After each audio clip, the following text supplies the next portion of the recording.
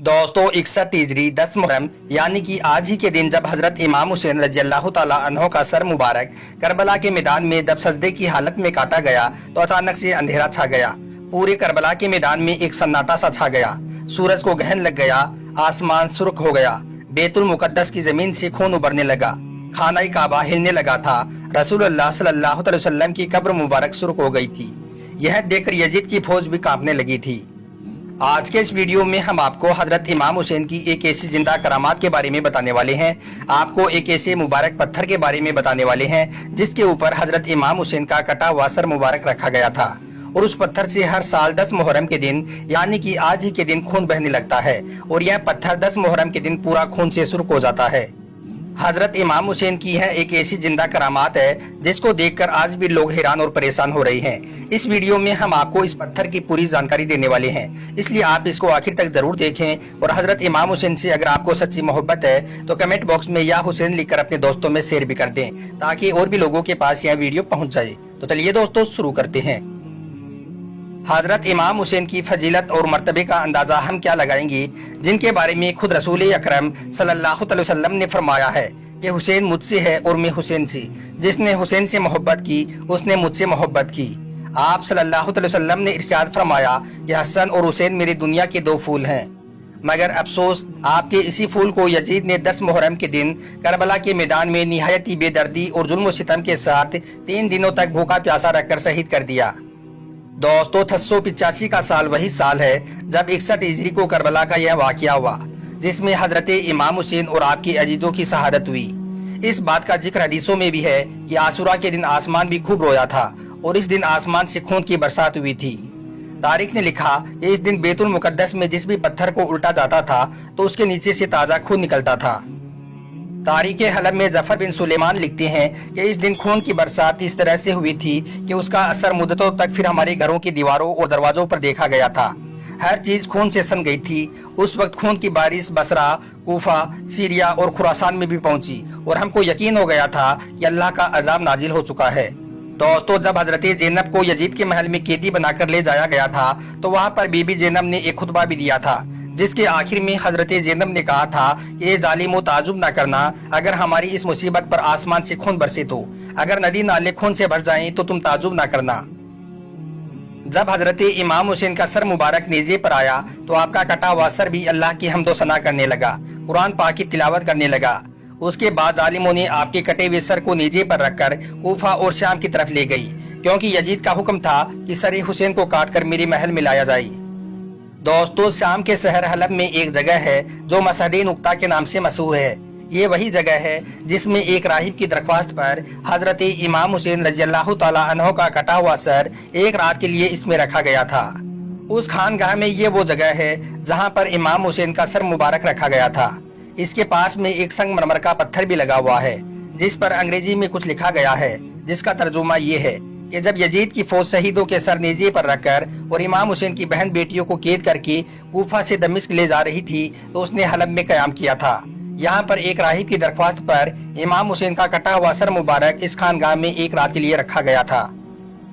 दोस्तों इस मकाम पर इस्लाम से पहले एक खानगाह थी।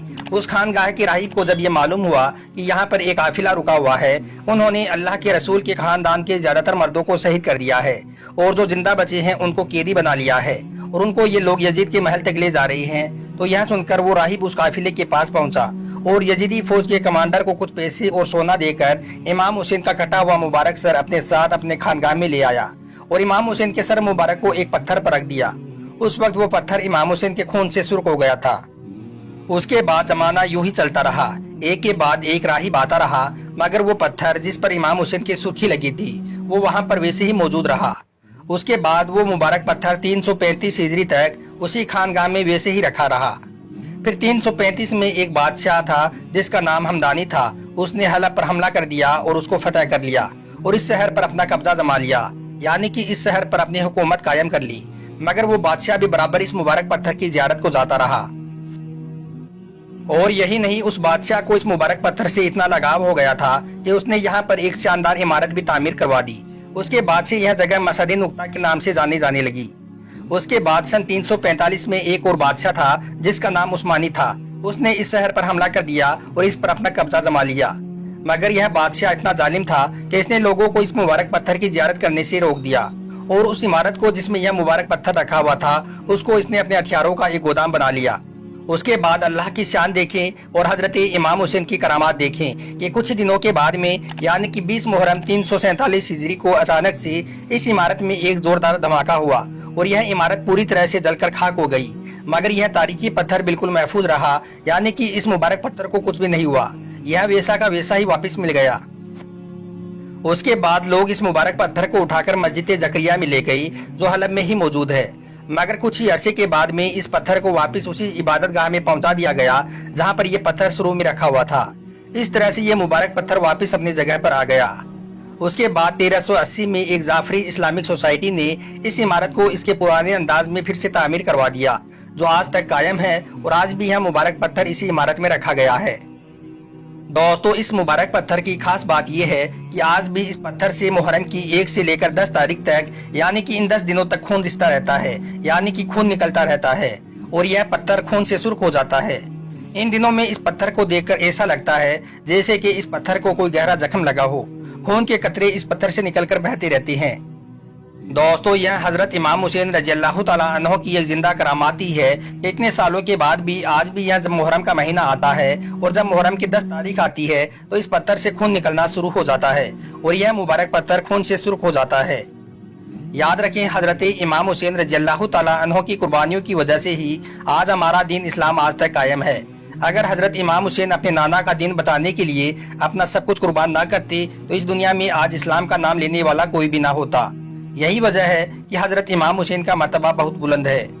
खुद रसूल अकरम सल्लल्लाहु अलैहि वसल्लम ने फरमाया है कि हुसैन मुझसे है और मैं हुसैन से।